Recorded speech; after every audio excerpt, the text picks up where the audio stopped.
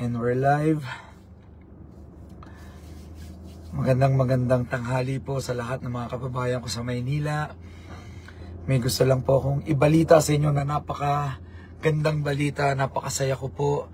Kakatapos lang ng ating meeting with our team. Kakatapos lang po ng ating meeting with our survey team sa Maynila at sobrang kinagagalak ko pong ibalita sa inyo.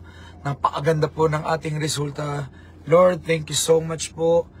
Mga kababayan ko sa Maynila, thank you so much. Grabe po yung saya ko kasi mismong mga nag-survey, yung mga tao mismo na pupunta sa bawat lugar ang kinausap ko, hiningi ko yung mga feedback at talagang napakaganda po ng ating resulta. Mga kababayan ko, yung mga umaasa sa akin, maraming salamat po. 2 linggo na lang magkakaroon na po ng pagbabago sa Maynila. Ako po mismo nakakita sa survey. Ako mismo rin ang bumababa tuwing house to house at alam ko na po magiging resulta.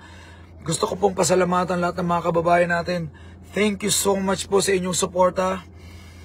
Grabe, lalong gusto ko pong magsipag. Ngayon, tanghaling tapat, iikutin ko po kayong lahat. Nandito ako ngayon, inabutan ako sa Sampaloc at isusuyurin ko na naman lahat ng eskinita rito, lahat ng kalye rito sa amin. Kahapon, nasa distrito 6 kami, nung isang araw, 2, 3, 5, 1, ngayon nasa 4 ko. Gusto ko lang pasalamatan lahat ng pinaka-loyal supporters natin. Nay, tay, lolo't lola ko, ilalabang ko po kayo hanggang dulo, hanggang may naniniwala. Grabe, laging sinasabi sa akin, nung mga kausap kong survey team, boss, lahat sila, SB sila, ayaw lang nilang sabihin tuwing nagsasurvey, sasabihin nila, huwag ka maingay, SB kami rito. Hindi kasi pwedeng malaman ng barangay namin, maraming kontrabida rito. Kaya talagang tuwang-tuwa ako kasi kahit kala ng mga barangay captain, kala ng mga kabarangay nila, ibang kandidato sila dahil kasi nga yung mga kapitan nila iba ang dinadala, pero sila mismo at mga pamilya nila buong-buo SB sila, kaya tuwang-tuwa po ako sa mga magagandang balita. 25 po yung nag-survey sa akin, 25 na grupo, bawat lugar at eskinita sa Maynila sinuyod nila. Iisa po ang resulta, pare-parehong sinasabi. Halos lahat sila SB na po. Lahat sila, nay, doon sa mga nagdadasal sa akin kasi pare-pareho eh. Yung mga lola na nagdadasal na sinasabi, gabi-gabing nagro-rosaryo para ipanalo ko. Maraming salamat po.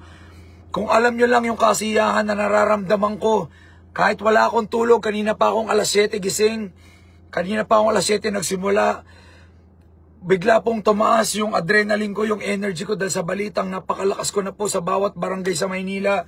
Finally, halos lahat sila kilala na ako at alam na nila yung mensahe ko ng pag-asa at pagbabago. Nighttime, mapapatupad ko rin 2,000 allowance sa mga senior citizens, sa mga PWD, yung mga libreng gamot nyo, libreng pang-hospital, yung pangako kong kabuhayan, libo-libong kabuhayan, yung binibigay ko dati mga kabuhayan, mas mapaparami ko, mas libo-libo na mabibigyan ko, permanenteng pwesto para sa inyo, wala na manghuhuli sa mga vendor, wala nang kukuha ng mga paninda ninyo, may lalaban na doon sa mga nangungutong, mga nagka-clamping, mga nanguhuli ng jeep, ng truck, ng mga tricycle. Ito na po yun, 2 linggo na lang po, konting tiis na lang. Nasubukan nyo na sila ng 25 years. Salamat po at nagising na rin po mga kababayan ko sa Maynila. Maraming salamat po. Alam din to ng mga kalaban natin at gusto kong ibalita ang daming ginagawang desperadong paninira na ginagawa ho sa akin. Sana tulungan nyo ko sa mga kapitbahay nyo. May mga pinapakalat ho silang mga papel ngayon, mga ganito ho. Makakapal na papel, iniiwan nila sa bawat bahay. Puro paninira ang sinasabi ho sa akin. Sinasabi daw ho, super scammer, porket Superman. Sinasabi nila na ito daw ako, imbis Pam Versosa, binibigyan nila ibang kahulugan. 3 years daw nakaupo sa Tutok to Win party list nang walang achievements. 257 bills po ang pinasa ko sa Kongreso. Napakadaming batas niyan. Napakadaming bills niyan. Isa ho ako sa pinakamaraming sinamit na bill sa Kongreso kung alam nyo lang. At napapanood nyo naman ako sa telebisyon. Lahat ng resibo ho nasa telebisyon, nasa Facebook, nasa TikTok. Alam nyo lahat ng ginawa namin, ikumpara nyo po kami. Ang dami niya lang sinasabi. Ito, below the belt pa to. May kalipid daw akong, Diyos ko naman, ginagawa pa din tayo dito na ibang kasarian. Sobrang desperado na ho nito. Ibalik ko. Kung may nakita kayong mga paninira sa akin, please lang, huwag niyong paniwalaan. Napaka-desperado po ng mga kalaban natin. Napakadumi. Ngayon, nalaman ko na kung gaano kayo kadumi. Hindi ko nababanggit yung mga pangalan nyo. Ang dudumi nyo. Lahat ng ginawa nyo, babalik sa inyo at sa inyong mga pamilya. Ang sasamahan nyo. Grabe, antayin nyo po ang karma ninyo. Alam nyo po, isa lang mapapangako ko sa mga taga Maynila. Hindi ko po pag-iinteresan ang pera ng Manileño. Yan lang ang kaya kong sabihin na hindi kayang gawin at sabihin ng mga magnanakaw nating mga kalaban. Mga sabing galing hirap. Ngayon, lahat yumaman na. Tanungin nyo, diretsuhan sa mata. Tanungin nyo kung nagnakaw ba siya o hindi. Yun lang. Tignan ko kung masagot nila yan. Eye to eye sa inyo. Yun lang ang pwede kong ipagyabang. Lahat ng tinutulong ko po galing sa sarili kong bulsa. Dugo at pawis ko yan. 20 years po ako nagnegosyo. Kaya Naitay, sana wag niyong paniwalaan yan. Alam ko matatalino na mga kababayan ko. 2 linggo na lang. Ulitin ko po, Naitay, hindi ko po alam kung kaya ko pang ulitin tong ginagawa ko. Napakahirap pong tumakbo. Yung mga kalabang ko, veterano na yan. Next election, manalo matalo, tatakbo ho yan. Next election, nandyan na naman yan. Hindi na mawawala yan. Negosyo na ho nila to eh. Ako po, sabi ko nga, ngayon ko lang inaalay ng buong buo yung sarili ko. Wag ho nating sayangin yung pagkakataon na to, mga kababayan ko. Ilalabang ko po kayo hanggang dulo. Sabi ko nga, napakaganda nung resulta ng mga nagsasurvey sa atin. Kausap ko po sila. Ako nga mismo, ako yung nag-house to house. Ako mismo yung nakakasalimuhan ng mga kababayan natin.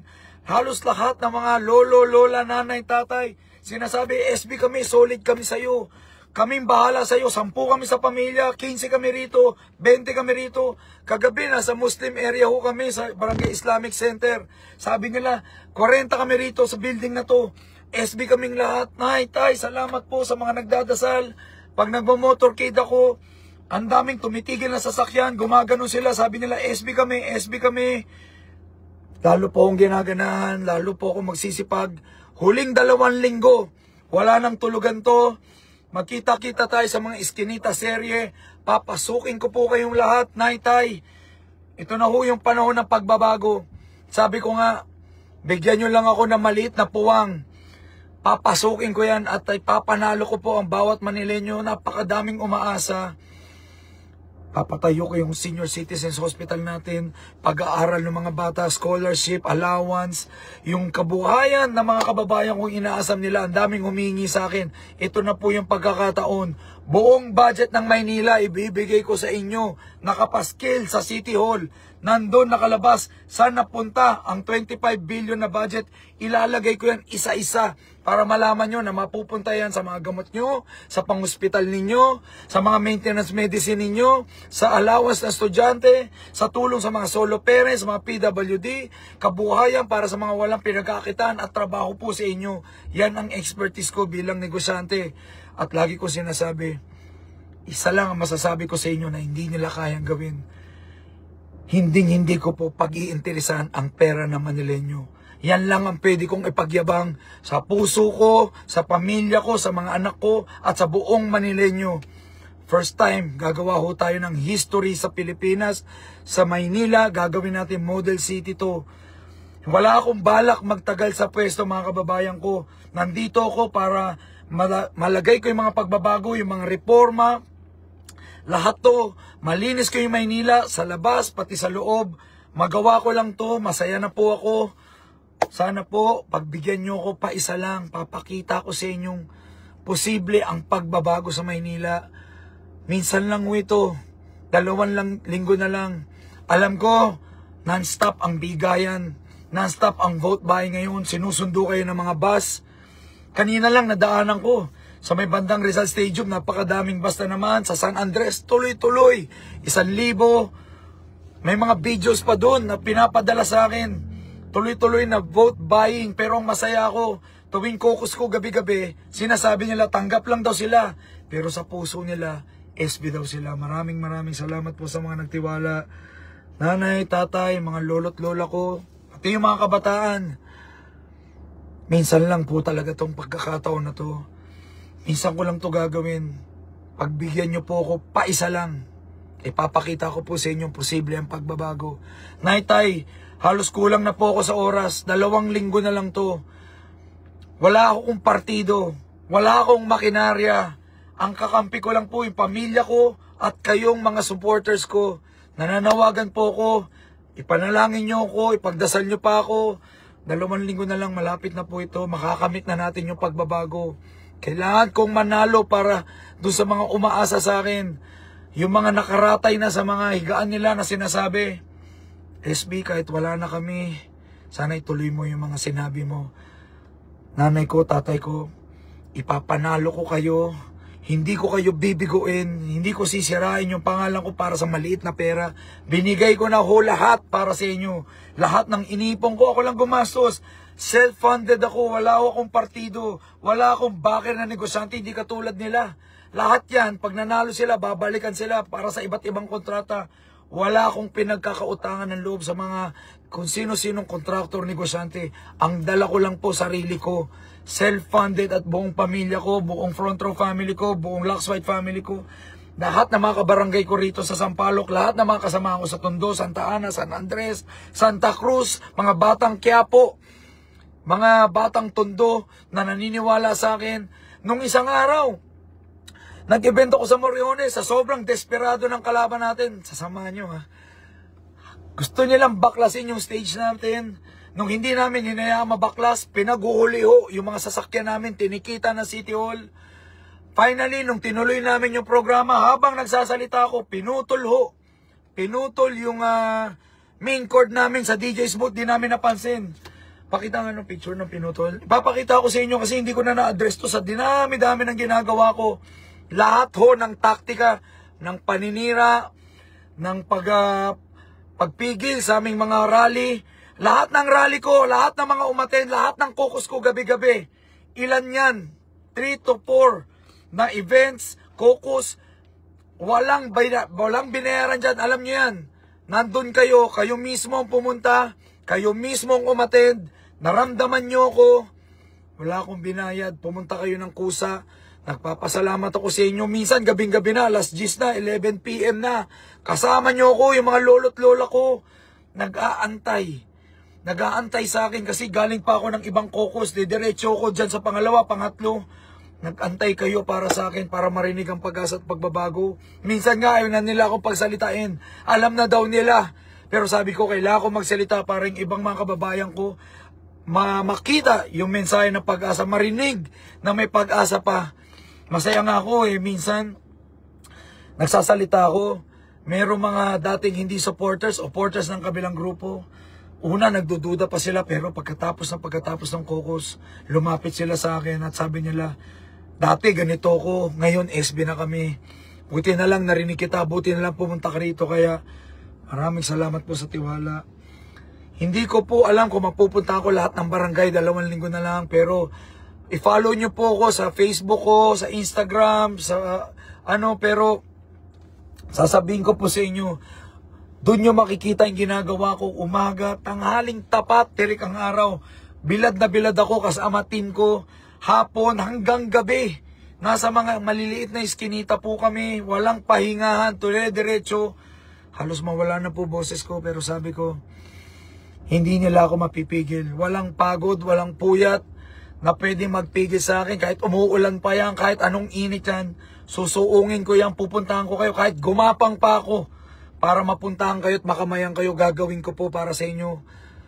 Minsan ko lang po ito gagawin. Naitay, sana wag natin sayangin. Binigay ko na po lahat para sa inyo.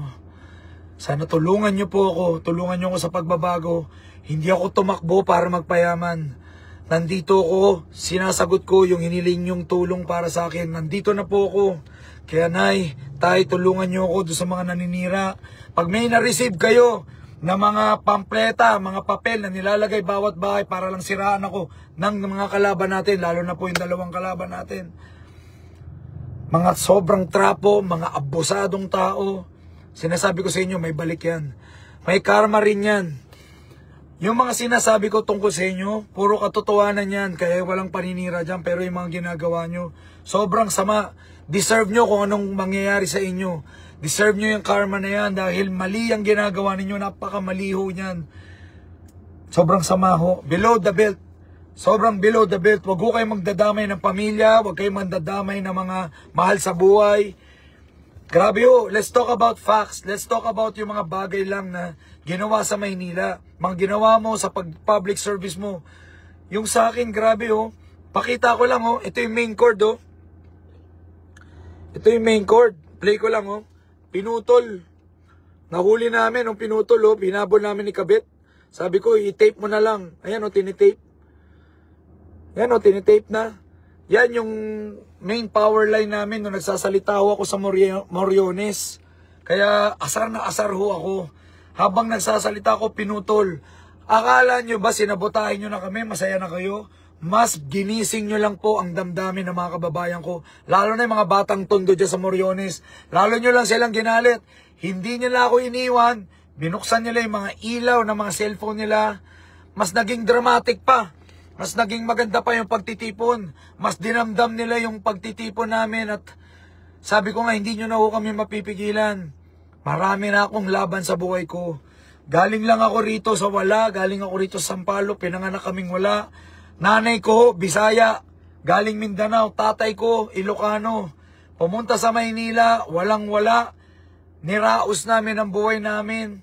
Dumaan kami sa tamang proseso. Nag-aral ho ako na mabuti. Valedictorian. Nanalo ako sa Battle of the Brains. Scholar ako sa UP Diliman. I'm a licensed civil engineer. I'm a CEO and president of different companies, even international luxury brands. Ako po nagmamanage yan. 20 years of business experience. Yan ang dinadala ko sa Maynila. Hindi ho ako basta bago. Sabi ko nga ako yung bago sa politika pero marami ng karanasan sa buhay. At sinasabi ko sa inyo, sa dami ng labang ko sa buhay, lahat po ng labang ko, pinanalo ko. Kaya yung mga kababayan ko na umaasa, nanay ko, tatay ko, mga kabataan, lalo na yung mga lolo't lola ko, ipapanalo ko po kayo. Mahal na mahal ko kayo. Huwag ho kayong mag-alala sa akin. Malakas po katawan ko. Kaya kong lumaban hanggang dulo. May resources po tayo. Hindi tayo mauubusan. Ang dami pa nating bala. Hanggang dulo po ito. Mga kababayan ko, magkita-kita tayo. Ulitin ko lang. Sobrang saya ko. Sobrang salamat po. Distrito 1, 2, 3, 4, 5 hanggang 6. Maraming salamat po. Nakita ko po yung mga resulta ng bagong survey natin. Nakausap ko mismo yung mga survey team natin, yung mga tao mismo nagtatanong-tanong. Iisa po ang kanilang sagot. Puro SB sila. Kahit nakapaskil pa daw sa bahay nila yung ibang kandidato, wala lang daw sila magagawa dahil mga barangay chairman nila, mga kagawad nila, ayaw lang nilang maging bastos. Pero sabi nila, quiet ka lang, SB kami lahat dito. Yun lang, masaya na ako. Sabi ko nga, basta nasa puso nyo ko. Yan lang ang kailangan ko. Yan po nagbibigay sa akin ng lakas. Yan ang nagbibigay sa akin ng motibasyon. Hindi po ako titigil. Lalaban tayo hanggang dulo at pangako ko po, ipapanalo ko kayo. Nakita ko na po, ako mismo yung nag-survey. Ako yung nag-house to house. Alam ko na po mangyayari sa eleksyon na to. Kaya, dun sa mga umaasa, malapit na po ang pagbabago. Muli po, maraming salamat.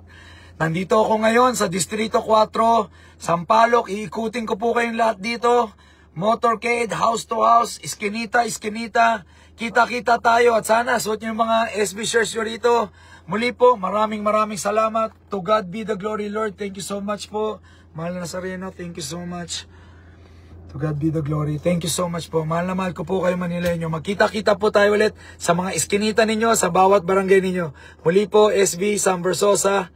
Nandito na po ang pagbabago.